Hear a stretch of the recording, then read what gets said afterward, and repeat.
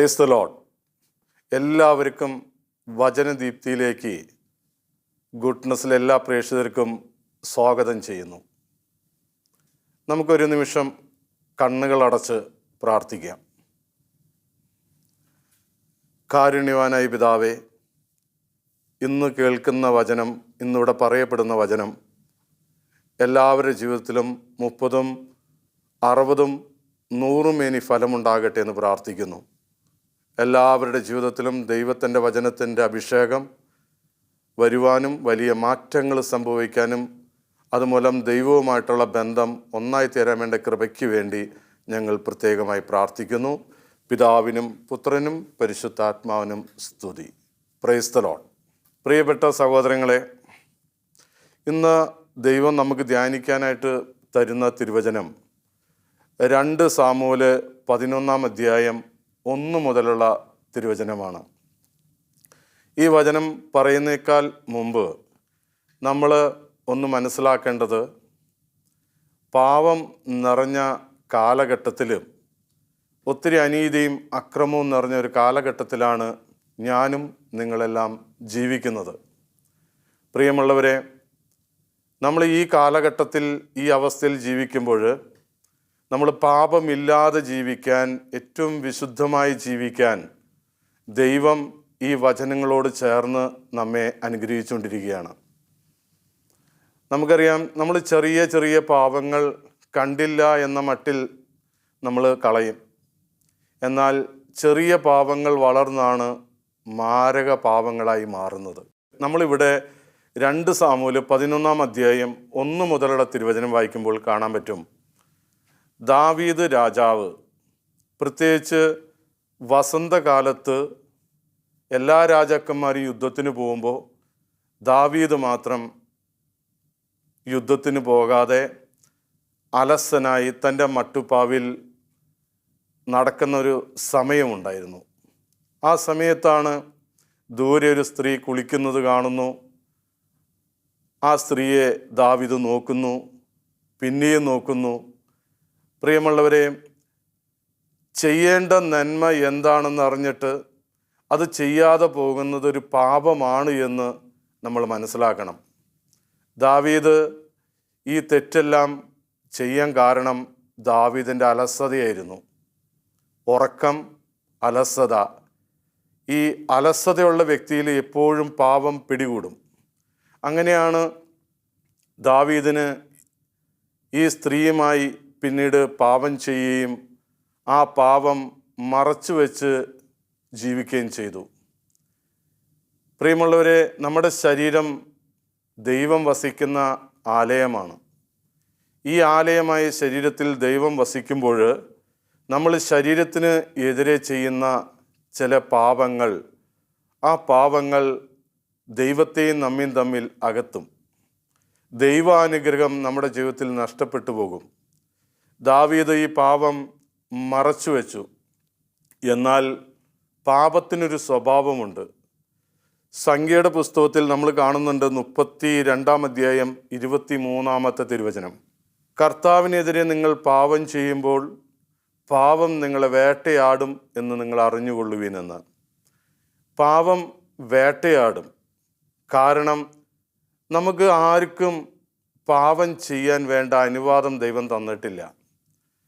അനുവാദമില്ലാത്ത ഏത് കാര്യം ചെയ്താലും നമുക്കറിയാം അത് അതിന് പിഴയാണ്.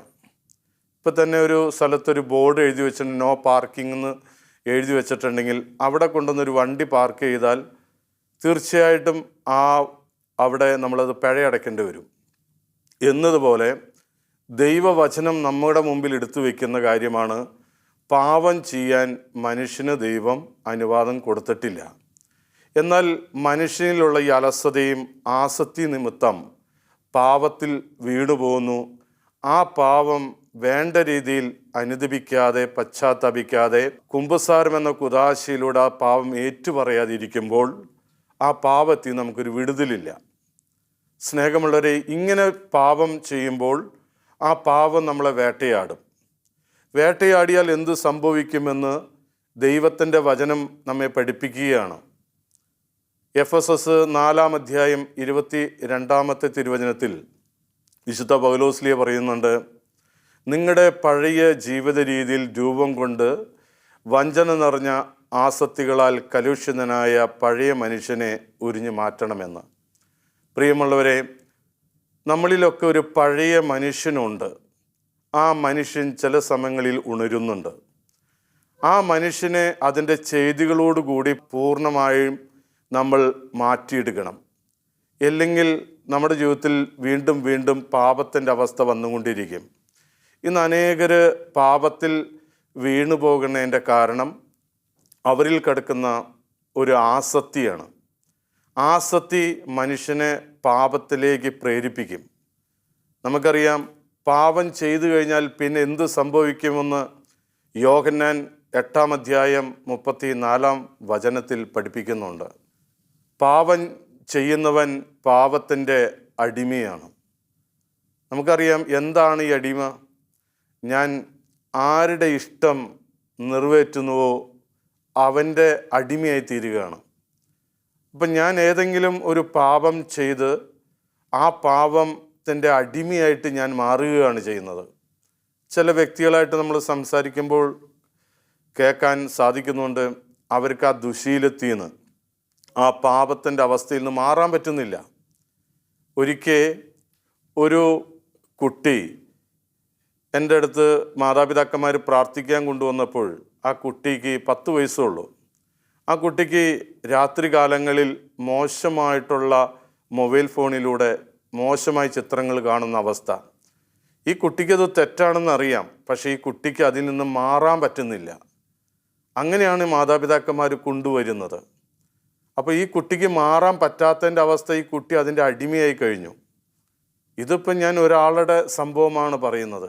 ഇതുപോലെ പല രീതിയിലും ഇന്ന് മനുഷ്യർ പാപത്തിൻ്റെ അടിമത്തത്തിലേക്ക് പോകുന്നുണ്ട്. ചിലർക്ക് മദ്യപാനം നിർത്താൻ പറ്റുന്നില്ല, പുകവലി നിർത്താൻ പറ്റുന്നില്ല, ലഹരി വസ്തുക്കൾ ഉപയോഗിക്കുന്നത് മാറ്റാൻ പറ്റുന്നില്ല, ചില മോശമായ ഫിലിമുകൾ ഉപേക്ഷിക്കാൻ പറ്റുന്നില്ല, ചില രഹസ്യ ബന്ധങ്ങൾ ഉപേക്ഷിക്കാൻ പറ്റുന്നില്ല. അങ്ങനെ അടിമത്തത്തിൽ കഴിയുന്ന അവസ്ഥ. പ്രിയമുള്ളവരെ, ഇതാണ് ഈശോ നമ്മളെ പഠിപ്പിക്കുന്നത്. പാപത്തിൻ്റെ അടിമത്തം നമ്മെ ഒരിക്കലും നയിക്കരുത്, അത് നിത്യ നാശത്തിലേക്കുള്ളതാണ് എന്ന്. ഈ പാപം നിറഞ്ഞ ഈ ലോകത്ത് ഏറ്റവും വിശുദ്ധമായി ജീവിക്കാൻ ദൈവം നമ്മളെ സഹായിക്കും. അതിന് ഏറ്റവും വലിയ ഒരു ഉദാഹരണമാണ് നല്ലൊരു കുമ്പസാരം. നല്ലൊരു കുമ്പസാരം നടത്തിയാൽ നിനക്കതിൽ നിന്ന് പൂർണ്ണമോചനമുണ്ട്. ഇന്ന് പലരും കുമ്പസാരിക്കുന്നുണ്ട്. വേണ്ടത്ര അനുതാപമില്ലാതെ, ഒരുക്കമില്ലാതെ, ഒരു ഓർഡിനറി ലെവലിലൊരു കുമ്പസാരം, അതുകൊണ്ട് അവർക്ക് റിലീഫില്ല. എന്നാൽ പ്രിയപ്പെട്ടവരെ, പാപത്തെ മനസ്സിൽ അറുപ്പും വെറുപ്പോടും കൂടി കണ്ട് മേലിൽ ഞാൻ പാപം ചെയ്യില്ല എന്ന പൂർണ്ണ ബോധ്യത്തോടു കൂടി ചെയ്ത പാപത്തെ ഓർത്ത് ആഴത്തിൽ അനുദപിച്ചുകൊണ്ട് നന്നായിട്ടൊന്ന് കുമ്പസാരിച്ചുകൊണ്ട് ആ കുദാശ വഴി പാപം ദൈവം നമ്മളെ ക്ഷമിക്കും. ദൈവവുമായിട്ട് നല്ലൊരു ബന്ധം സ്ഥാപിക്കാൻ നമുക്ക് സാധിക്കും. ഈ കൃപയിൽ എന്നും നിലനിൽക്കാൻ വിശുദ്ധ കുർബാന നമ്മെ സഹായിക്കുന്നു. പരിശുദ്ധ അമ്മയോടുള്ള ഭക്തി നമ്മുടെ ഉള്ളിലുണ്ട് എങ്കിൽ നമ്മൾ പിന്നെ ഒരിക്കലും ജഡത്തിലും പാപത്തിലും വീണു പോകാൻ പരിശുദ്ധ അമ്മ സമ്മതിക്കില്ല. പ്രിയമുള്ളവരെ, ഈ കാലഘട്ടം വല്ലാത്തൊരു കാലഘട്ടമാണ്. നമുക്കറിയാം, ഇന്ന് പാപം ചെയ്യാൻ വേണ്ടി എങ്ങും പോകണമെന്നില്ല. കയ്യിലിരിക്കുന്നുണ്ട് ഒരു ഫോൺ. അതിലൂടെ ഇന്ന് എത്രമാത്രം വ്യക്തികൾ പാപത്തിൻ്റെ അടിമത്തത്തിലേക്ക് പോകുന്നു. നല്ല കാര്യം ഉപയോഗിക്കുന്നേക്കാൾ കൂടുതൽ ആൾക്കാർ മോശമായ രീതിയിലേക്കാണ് പോകുന്നത്. അതുകൊണ്ട് അവരുടെ മെൻറ്റാലിറ്റിയിൽ തന്നെ മാറ്റമുണ്ട്. അവർക്ക് ആരോടൊന്നും സംസാരിക്കണമെന്നില്ല. എപ്പോൾ നോക്കിയാലും അവർ ഫോണുകളിലായിരിക്കും. വീട്ടിൽ ആർക്കും ആരോടും സംസാരിക്കാൻ സമയമില്ല, പക്ഷെ എത്ര നേരം വേണമെങ്കിലും ഫോണിൽ ചെലവഴിക്കും. കാരണം ആ ഫോണിൻ്റെ അടിമത്തത്തിലേക്ക് ആ വ്യക്തി പോയി കഴിഞ്ഞു. ഇതിൽ നിന്നെല്ലാം ഈ കാലഘട്ടത്തിൽ നാം മാറേണ്ടിയിരിക്കുന്നു. കാരണം ഈശോ നമുക്ക് ഓർമ്മപ്പെടുത്തുകയാണ്, ഈ കാലഘട്ടത്തിൻ്റെ അടയാളം കണ്ട്, ഈ കാലഘട്ടത്തിൻ്റെ തകർച്ച കണ്ട് നമ്മൾ മാറേണ്ടിയിരിക്കുന്നു എന്ന്. എന്നാൽ പ്രിയമുള്ളവരെ, വിശുദ്ധ ഗ്രന്ഥത്തിൽ ഉൽപ്പത്തിയുടെ പുസ്തകത്തിൽ 39-ാം അധ്യായത്തിൽ പൂർവ്വ ജോസഫിനെ കുറിച്ച് നമ്മൾ കാണുന്നുണ്ട്. ഈ ജോസഫ് എവിടെ പോയാലും അനുഗ്രഹമാണ്. കാരണം എന്താണ്? ജോസഫ് ഒരു വിശുദ്ധ ജീവിതം നയിക്കുന്ന വ്യക്തിയാണ്. ജോസഫിൻ്റെ സഹോദരങ്ങൾ ഹൊത്തിപ്പർ എന്ന് പറഞ്ഞ ഒരു വ്യക്തിക്കാണ് തൻ്റെ സഹോദരങ്ങൾ കൊണ്ട് വിറ്റത്. ഒരു വിജാതിനാണ് ഈ ഹൊത്തിപ്പർ. എന്നാൽ ഈ ഹൊത്തിപ്പറിൻ്റെ വീട്ടിൽ പൂർവ്വ ജോസഫ് വന്നു കഴിഞ്ഞപ്പോൾ ജോസഫിനെ നോക്കി ഹൊത്തിപ്പറിൻ്റെ വീടിനെ അനുഗ്രഹിക്കുന്ന ഒരു ദൈവത്തെ നമ്മൾ കാണുന്നത്. അപ്പോൾ ദൈവാനുഗ്രഹമുള്ളൊരു വ്യക്തി എവിടെ ചെന്നാലും എവിടെ നിന്നാലും അവിടെ ഒരു അനുഗ്രഹമുണ്ട്. പ്രിയമുള്ളവരെ, നമ്മൾ ഈ അനുഗ്രഹത്തിലേക്ക് വിളിക്കപ്പെട്ടവരാണ്. നമ്മൾ എന്നും രോഗവും തകർച്ചയും പരാജയങ്ങളും ആയിട്ട് മുന്നോട്ട് പോകേണ്ടവരല്ല. നമ്മൾ എത്രയോ ധ്യാനങ്ങൾ കൂടുന്നു, എത്ര പ്രാവശ്യം വചനം വായിക്കുന്നു, എത്രയോ വിശുദ്ധ ബലി അർപ്പിക്കുന്നു. എനിക്ക് എന്ത് മാറ്റമുണ്ട്? എനിക്ക് മാറ്റമുണ്ടാവാത്തതിൻ്റെ കാരണം ഞാൻ എൻ്റെ ഹൃദയത്തിൽ, എൻ്റെ മനസ്സിൽ ഞാൻ പാപത്തെ വെറുക്കുന്നില്ല. പാപം മനസ്സുകൊണ്ട് നമ്മൾ സ്നേഹിക്കുന്നുണ്ടെങ്കിൽ ഒരിക്കലും നമുക്കൊരു മാറ്റം ഉണ്ടാവാൻ പോകുന്നില്ല. പാപം കാണുമ്പോൾ മനസ്സിൽ അറപ്പും വെറുപ്പും തോന്നുന്നുണ്ടെങ്കിൽ ദൈവം നമ്മളിൽ വസിക്കുന്നു എന്നുള്ള ഏറ്റവും വലിയ അടയാളമാണത്. പ്രിയമുള്ളവരെ, ഈ പാപത്തിനൊരു വളർച്ചയുണ്ട്. അതാണ് വിശുദ്ധ യാക്കോബ് 1-ാം അധ്യായത്തിൻ്റെ 15-ാം തിരുവചനത്തിൽ ഇങ്ങനെ പഠിപ്പിക്കുന്നത്. പാപത്തിനൊരു വളർച്ചയുണ്ട്. പാപം പൂർണ്ണ വളർച്ച എത്തുമ്പോൾ മരണത്തിൽ കലാശിക്കുമെന്നാണ് പറഞ്ഞിരിക്കുന്നത്. എന്ന് പറഞ്ഞാൽ നമ്മൾ ജീവിച്ചിരിക്കുമ്പോൾ തന്നെ നമ്മളിലുള്ള ആത്മീയ മനുഷ്യൻ മരിച്ചതിന് തുല്യമാണ്. ചില മൃഗങ്ങളെ കണ്ടിട്ടുണ്ടോ? ആ മൃഗങ്ങളെ അഴിച്ചിട്ട് കഴിഞ്ഞാൽ അതിനേതാണ് ചെടി, ഏതാണ് നല്ല വൃക്ഷം, ചീത്ത ഒന്നും നോക്കുന്നില്ല, അത് ഇഷ്ടമുള്ളതൊക്കെ പോയി തിന്നും എന്ന് പറഞ്ഞതുപോലെ ദൈവത്തിൻ്റെ ആത്മാവില്ലാത്തൊരവസ്ഥയിലാണ് ഒരു മനുഷ്യൻ ജീവിക്കണമെങ്കിൽ അവന് പെങ്ങളാരാ, അമ്മയാരാ, അച്ഛനാരാ, സിസ്റ്റർ ആരാ, ഇതൊന്നും അവൻ നോക്കുന്നില്ല. പ്രിയപ്പെട്ടവരെ, ഈ കാലഘട്ടത്തിൽ ഏറ്റവും വിശുദ്ധമായി ജീവിക്കാൻ വിളിക്കപ്പെട്ടവരാണ് നമ്മൾ ഓരോരുത്തരും. എന്നാൽ ദൈവത്തോട് ചേർന്ന് ജീവിക്കണം നമ്മൾ. വിശുദ്ധ ബലി ഏറ്റവും വിശുദ്ധിയോടുകൂടി കർത്താവിനെ ഹൃദയത്തിൽ സ്വീകരിച്ചു കഴിഞ്ഞാൽ, പരിശുദ്ധ അമ്മയോടുള്ള ഭക്തി എന്നും നിൻ്റെ ഉള്ളിലുണ്ട്. അമ്മയോടുള്ള ഭക്തിയോട് ചേർന്ന് പ്രാർത്ഥിച്ചാൽ, എല്ലാ ദിവസവും ഈ ജീവൻ്റെ പുസ്തകം ഒരു അധ്യായം നീ വായിച്ച് ധ്യാനിച്ചാൽ നീ വലിയ പരിക്കില്ലാതെ നീ മുന്നോട്ട് പോകും. പ്രിയമുള്ളവരെ, ഈ കാലഘട്ടത്തിൽ എവിടെ തിരിഞ്ഞാലും നമുക്ക് പാപത്തിൻ്റെ അവസ്ഥകൾ കാണാൻ പറ്റും. നമ്മൾ ജീവിതത്തിൽ ഒരു പ്രാവശ്യമേ നമുക്ക് ഈ ജീവിതം ഉള്ളൂ. നമ്മൾ ഏറ്റവും വിശുദ്ധമായി ജീവിക്കാനാണ് ഈശോ ആഗ്രഹിക്കുന്നത്. നമ്മൾ വചനത്തിൽ യോഹന്നാൻ്റെ സുവിശേഷം 9-ാം അധ്യായം 31-ാമത്തെ തിരുവചനത്തിൽ ഇങ്ങനെ വായിക്കുന്നുണ്ട്. പാപിയുടെ പ്രാർത്ഥന ദൈവം കേൾക്കുന്നില്ല എന്ന് നമുക്കറിയാം. എന്നാൽ ദൈവത്തെ ആരാധിക്കുകയും ദൈവത്തെ സ്നേഹിക്കുകയും ചെയ്താൽ ദൈവം നമ്മുടെ പ്രാർത്ഥന കേൾക്കും. അപ്പോൾ പാപത്തിൽ കഴിയുന്ന ഒരു വ്യക്തിക്ക് ദൈവാനുഗ്രഹം ലഭിക്കാൻ എളുപ്പമല്ല, സൗഖ്യം കിട്ടാൻ എളുപ്പമല്ല. ഞാൻ ഓർക്കുകയാണ്, എൻ്റെ അടുത്തൊരു സഹോദരി പ്രാർത്ഥിക്കാനായിട്ട് വന്നു. ഒരു 60 വയസ്സോടത്തോളം പ്രായമുള്ളൊരു സഹോദരി വന്നു. ഈ സഹോദരിക്ക് ശക്തമായ ശ്വാസമുട്ടാണ്. ഞാൻ പലപ്പോഴും ചിന്തിച്ചിട്ടുണ്ട്, ശ്വാസമുട്ടെന്ന് പറയുന്ന രോഗം കൊടുക്കാതിരിക്കണമേ ദൈവമേ എന്ന്. കാരണം ഈ സഹോദരി എൻ്റെ മുമ്പിലിരുന്ന് ഇങ്ങനെ ശ്വാസം മുട്ട് അനുഭവിക്കുമ്പോൾ എനിക്ക് തന്നെ വിഷമം തോന്നി. കാരണം ഈ വെള്ളത്തിൻ്റെ അടിയിൽ ഒരു വ്യക്തി മുങ്ങിക്കിടന്ന് എങ്ങനെ ഇരിക്കും, അതേപോലെയാണ് ശ്വാസമുട്ട് അനുഭവിക്കുന്ന വ്യക്തി. പ്രിയമുള്ളവരെ, പല ഡോക്ടർമാരെയും കണ്ടു, ഒത്തിരി മരുന്ന് കഴിച്ചു, യാതൊരു മാറ്റവുമില്ലാത്ത സഹോദരിയാണ്. അവസാനമാണെന്ന് പ്രാർത്ഥിക്കാനായിട്ട് വരുന്നത്. അങ്ങനെ ഈ സഹോദരിക്ക് വേണ്ടി ഏറ്റവും ആത്മാർത്ഥതയോടെ ഞാൻ ഇരുന്ന് പ്രാർത്ഥിച്ചു, കർത്താവ് ഈ രോഗം ഒന്ന് സുഖപ്പെടുത്തണമേ. കർത്താവ് ഈ രോഗത്തെക്കുറിച്ചോ ഈ രോഗം മാറ്റുന്നതിനെക്കുറിച്ചോ ഒന്നും സംസാരിക്കുന്നില്ല. കുറച്ച് നേരം ഇരുന്ന് പ്രാർത്ഥിച്ചു കഴിഞ്ഞപ്പോൾ ഞങ്ങൾക്ക് കിട്ടിയൊരു മെസ്സേജ്, പ്രായമായ ഒരു അമ്മച്ചീനെയാണ് ഞാൻ കണ്ടത്. അപ്പോൾ ഞാൻ ഈ സഹോദരിയോട് ചോദിച്ചു, സഹോദരി അമ്മയായിട്ട് എന്തെങ്കിലും വിഷമമുണ്ടായിരുന്നോ? അപ്പോൾ ഈ സഹോദരി എന്നോട് പറഞ്ഞു, അമ്മ മരിച്ചിട്ട് 5 കൊല്ലമായി. അമ്മയുടെ എല്ലാ കാര്യങ്ങളും ഭംഗിയായിട്ടാണ് ഞങ്ങൾ നടത്തിയത്. അപ്പോൾ ഞാൻ ചോദിച്ചു, ഈശോ അമ്മേനെ കാണിക്കുമ്പോൾ അതിന് എന്തെങ്കിലും കാര്യമുണ്ടാവും? സഹോദരി ഒന്ന് ചിന്തിച്ചു നോക്ക് അവിടെ ഇരുന്ന്, അമ്മയായിട്ടുള്ള ബന്ധം എങ്ങനെയായിരുന്നു എന്ന്. ഈ സഹോദരി അവിടെ ഇരുന്ന് 2-3 മിനിറ്റ് ഇരുന്ന് ചിന്തിച്ചു കഴിഞ്ഞപ്പോൾ ദൈവം തന്നെ അത് ഓർമ്മപ്പെടുത്തി കൊടുത്തു സഹോദരിക്ക്. ഈ സഹോദരി വളരെ സ്ട്രിക്റ്റായിട്ടുള്ള ഒരാളാണ്, വളരെ സ്ട്രിക്റ്റായിട്ട് വീട്ടിൽ നോക്കുന്ന ഒരു സഹോദരിയാണ്, ഭർത്താവിൻ്റെ അമ്മയാണ്. അങ്ങനെ ഈ സഹോദരി ഭക്ഷണം എല്ലാം കാര്യങ്ങളെല്ലാം കൊടുക്കും. ഈ അമ്മച്ചി ടേബിളിൽ ഇരുന്നാണ് ഭക്ഷണം കഴിക്കുന്നത്. 80-85 വയസ്സ് പ്രായമുണ്ട് ഈ അമ്മച്ചിക്ക്.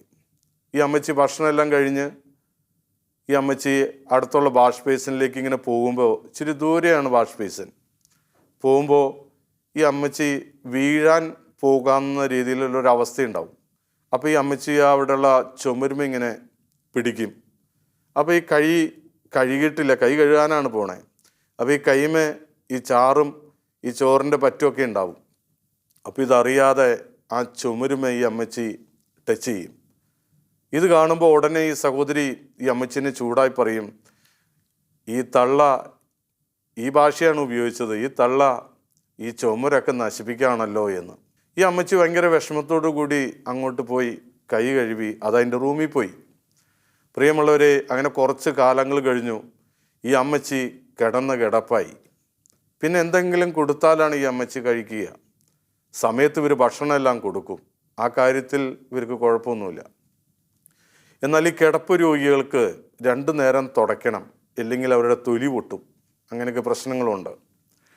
അങ്ങനെ ഇവർ ശരിയായ രീതിയിൽ തുടയൊന്നുമില്ല, ഭക്ഷണവും വെള്ളമെല്ലാം കൊടുക്കും. കുറച്ച് നാൾ കഴിഞ്ഞപ്പോൾ ഈ അമ്മച്ചിയുടെ തലയിൽ പേൻ വരാൻ തുടങ്ങി. പേൻ കണ്ടതോടുകൂടി ഈ സഹോദരിക്ക് അറുപ്പും വെറുപ്പും തുടങ്ങി. അങ്ങനെ ഈ സഹോദരി മാത്രമേ വീട്ടിലുള്ളൂ, വേറെ ആരുമില്ല. പ്രിയപ്പെട്ടവരെ, ഈ സഹോദരി ചെയ്ത പണി എന്താണെന്ന് വെച്ചാൽ, നമ്മുടെ വീടിനൊക്കെ ചതിൽ വരുമ്പോൾ ഇടുന്ന ചാഴിപ്പൊടി പോലൊരു കെമിക്കൽ പൗഡറുണ്ട്. ആ പൗഡർ ഈ അമ്മച്ചിയുടെ തലയിൽ വിതറി വെച്ചു, പേൻ ചാവാൻ വേണ്ടി. പേൻ ചാവും, പക്ഷേ ഈ അമ്മച്ചിക്ക് ശ്വാസമുട്ടുണ്ടാവും. സ്നേഹമുള്ളവരെ, ഈ അമ്മച്ചി കുറച്ച് കാലങ്ങൾ കഴിഞ്ഞു മരിച്ചുപോയി. ഇതൊരു മാരക പാപമാണ്. ആരും അറിയുന്നില്ല എന്ന് നമ്മൾ ചിന്തിക്കരുത്. മനുഷ്യൻ വിതയ്ക്കുന്നത് കൊയ്യും. എല്ലാ മനുഷ്യനും ഈ ഭൂമിയിലൊരു കൊയ്ത്തുണ്ട്. ഞാൻ എന്ത് വിതച്ചോ ഞാൻ അത് കൊയ്യും എന്നാണ് പൗലോസ്ലീഹ പഠിപ്പിക്കുന്നത്. പ്രിയമുള്ളവരെ, 5 വർഷം കഴിഞ്ഞു. അന്നൊന്നും ഈ സഹോദരിക്ക് വലിയ കുഴപ്പമില്ല. പിന്നെ ശ്വാസം മുട്ട് വരാൻ തുടങ്ങി. എത്ര മരുന്ന് കഴിച്ചിട്ടും എത്ര ട്രീറ്റ്മെൻറ്റ് നടത്തിയിട്ടും മാറ്റമില്ല.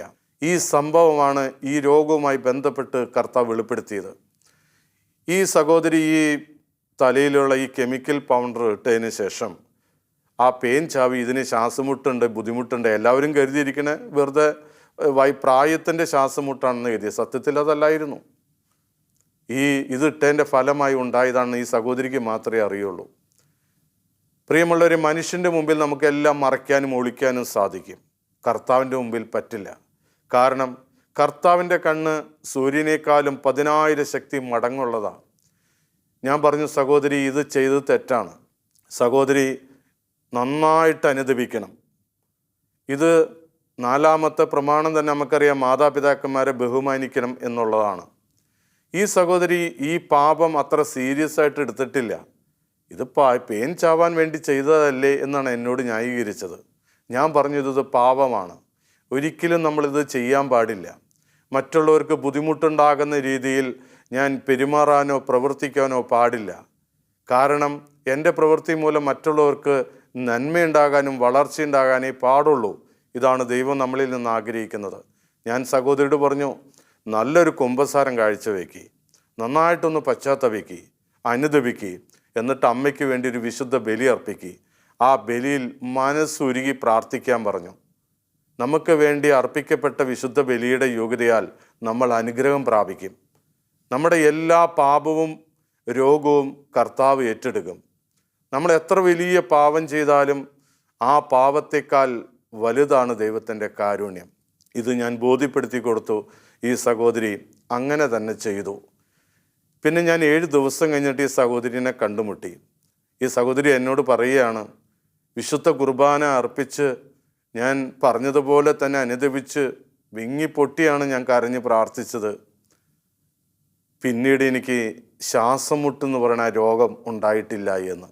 നോക്ക്, ദൈവം എത്രയോ വലിയവനാണ്. ദൈവം ആരോടും പാപത്തിൻ്റെ കണക്ക് ചോദിക്കുന്ന ഒരാളല്ല.